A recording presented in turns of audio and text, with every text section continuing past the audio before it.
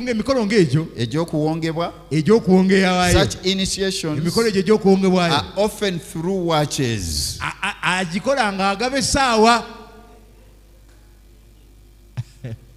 Lubega gives his leaders watches. Now some who experienced the initiation, they report that they report feeling strange power flowing through their bodies upon placing the watch on their arm.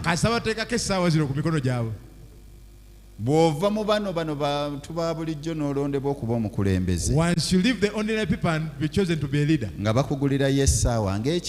they buy a watch for you as a gift so they can immunize you. They give you that watch and you feel power cruising through you. That is the spirit of Lubega.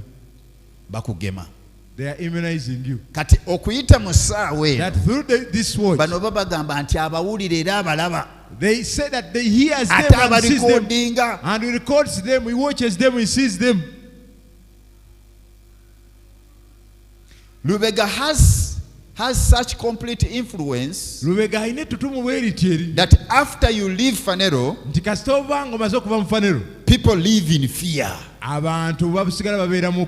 Apostle, they said the apostle may steal their spirit. Steal their spirit. And inside the code word, that means being killed.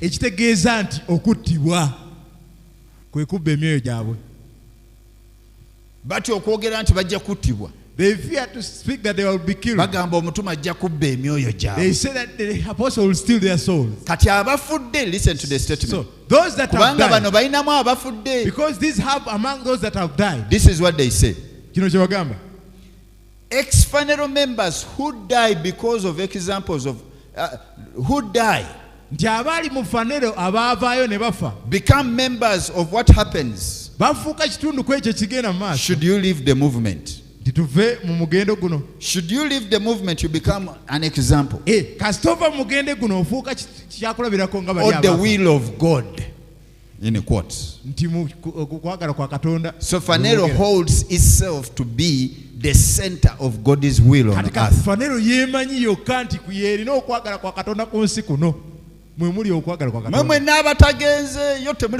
All of you that have not gone there in Phaneroo, you are not in the will of God.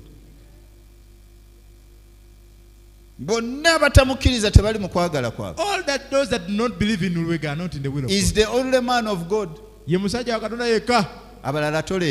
The rest are rubbish, don't bring them. You see the craziness there. You see the craziness. What I read here, they don't portray in the street and preach to them. This is what is researched about them. What they, when it was given to Lubega, what he did, instead of coming to meet the pastor, instead of coming to explain himself, he went on the media and erased them. Took them off Phaneroo.org. Listen. When they opened up the website of Phaneroo, they announced, come and experience hot campus chicks.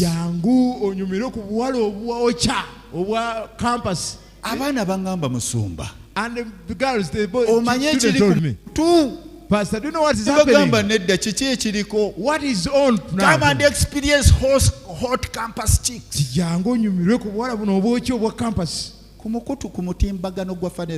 On the platform, and we cast them on different media platforms. There isn't something that has been moving. Some of you heard it. Someone wanted to research about the girl of Phaneroo. Now, he was caught dancing nudity.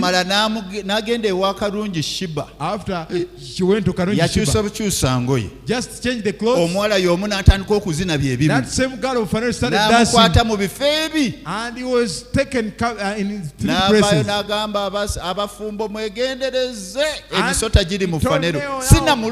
Married people, be careful. The serpents are in the church. Once those serpents attack your husband, you may be taken. Quickly write this down. I'm going to show you. Abasinga mulooza nti bw'agamba nti akoze crusade alokola abantu kulokoka. Some of you know that once he says he makes crusades, kati olw'obudde ngenda kujjayo doctrine kye basomesa ku Kristo. Because of time, I'm going to pull out the doctrine, what is taught on Christ. Bw'agamba nti ayogedde mu linnya lya Yesu mujje mulokoke. When he says he is speaking in the name of the Lord Jesus, come and Yesu ki Phaneroo gw'ayogera. You need to know which type of Jesus Phaneroo speaks about. Mukitegedde. Tomalaga concluding nti Yesu owa Bible. Don't just conclude that Jesus of the Bible. Kati ngenda kulaga doctrine ya Phaneroo ku Jesus. Kakati ekisooka. I'm going to show you the doctrine of Phaneroo on Jesus. Bagamba bwe bati.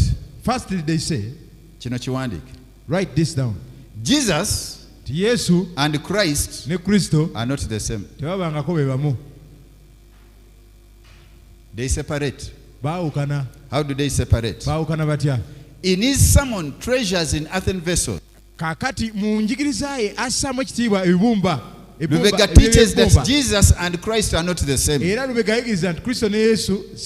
Jesus is earthly, while Christ is heavenly.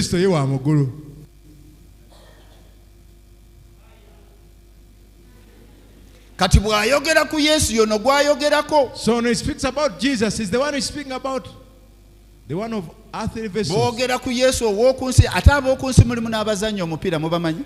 They are speaking about Jesus of the earth, and we have Jesus. Mwebali bangi. The guy. Kyoyinza okuva eno n'oyingiza Yesu azannya omupiira. You can come in and accept Jesus, the one who is a footballer. Yagamba yatula naye ng'akwatuza Yesu kika kino. And tells you to confess the kind of Jesus, this type. Kati agamba. Now it says there. It says Jesus' temptation of Gethsemane showed that he was a man who wanted to live. Jesus wanted to be like any other man. Grow up, have children, have a good life. But Christ could not allow Jesus. So the two were contending to each other. Jesus wanted to get married and have kids. But Christ was fighting Jesus' intentions. And you wonder which kind of Bible that they read.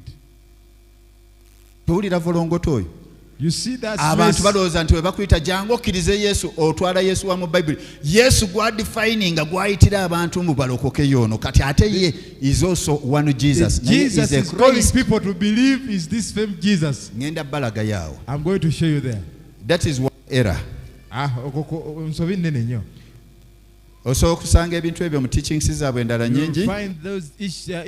But the Bible tries insists that Christ was Jesus. Acts chapter number 18 verse 5. And Acts chapter number 18 verse 28. Jesus was Christ. Period.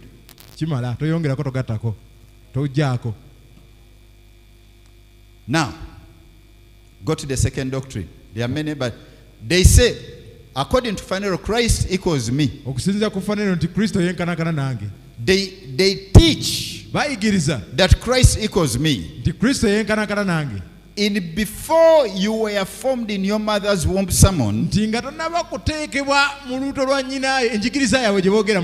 a sermon entitled Before You Were Created in Your Mother's Womb, I Knew You. In that sermon, Rebecca teaches that God entered Christ, and all the attributes of Christ, He gave them to you. Power, money, in a summation, Christ equals you.